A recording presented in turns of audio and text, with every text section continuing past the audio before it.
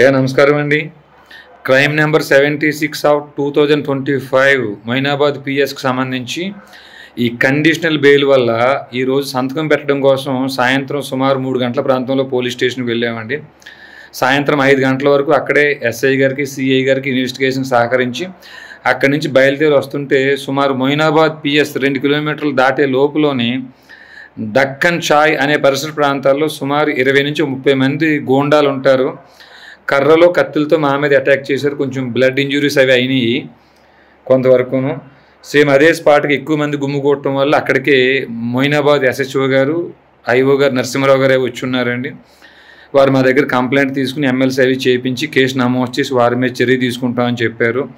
చూద్దాం, వారు స్పష్టంగానే వారి మీద చర్య తీసుకుని వారు ఏ వెహికల్స్లో వచ్చారు ఆ వెహికల్స్ అన్నీ సీజ్ చేస్తారని, వారి మీద చర్య తీసుకుంటారని భావిస్తున్నామండి. ఈ దాడి వెనక ఎవరైతే ఉన్నారో వారి యొక్క గుట్టు కూడా విప్పుతారని భావిస్తున్నాం. నమస్కారం అండి అయ్యా.